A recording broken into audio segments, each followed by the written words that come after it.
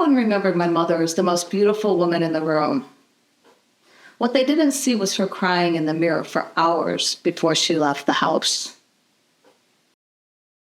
Growing up, my mother was known throughout our family as stunning, always impeccably dressed, never a hair out of place. She spent hours perfecting her appearance, coordinating outfits, applying makeup, styling her hair just right. From the outside, it looked like the ultimate self-care routine. But I was the only one who witnessed what happened behind closed doors. I remember watching her stand in front of the mirror, tears streaming down her face, convinced she was ugly, that nothing looked right, that she wasn't enough. She would change outfits multiple times, redo her makeup, curl and re-curl her hair. The agony in her eyes as she prepared to face the world was heartbreaking.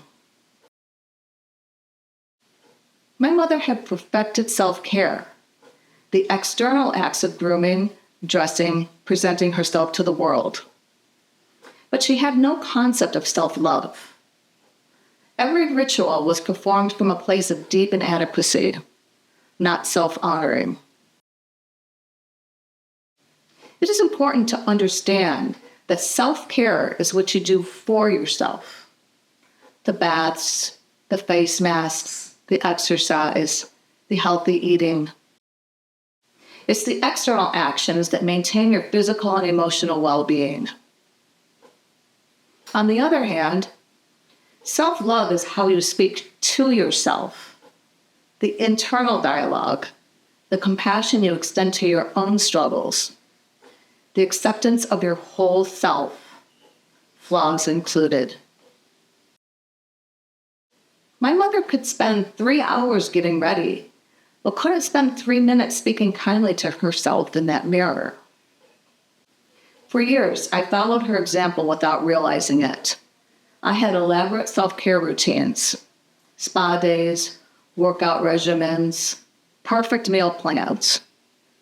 But my inner voice was cruel. I was performing self-care while practicing self-criticism. The breakthrough came during my photography project with her. As I witnessed her vulnerability, her mental illness stripped bare, I realized something profound. She couldn't teach me to love myself because she had never learned to love herself. Here's the simple self-love practice that transformed my relationship with myself. The 3-minute mirror practice. Stand in front of a mirror for just 3 minutes. Look into your own eyes. Nod at your flaws. Speak to yourself the way you would speak to your best friend having a hard day. Simply say, "You're doing your best. You're worthy of love exactly as you are right now." Start here. Not, "I'll love myself when I lose 10 pounds," or "I'll be kinder to myself when I get my life together." Right now, today, exactly as you are. Through caring for my mother in her final years, I learned that all those hours of preparation weren't about vanity. They were about trying to feel worthy enough to be seen. She was trying to earn love through external perfection because no one had ever taught her she was lovable just as she was. This is the gift I refuse to pass on to my daughter. The belief that love must be earned through perfection.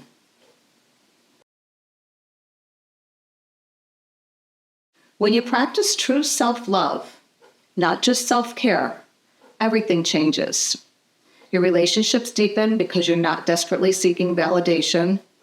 Your self-care rituals transform from acts of inadequacy into acts of honoring. Your inner critic quiets because you've given your inner nurturer a stronger voice. What's one self-care routine you do from a place of not enough versus true self-honoring? This week, try the 3-minute mirror practice and share in the comments how it feels different from your usual routines. If this series is resonating with you, subscribe and grab your own set of healing cards from my Etsy store. The link is in the description. Remember, self-love isn't selfish. It's the foundation for every other healthy relationship in your life. Next week, we'll dive into self-reflection and how honestly examining our patterns can set us free. See you there.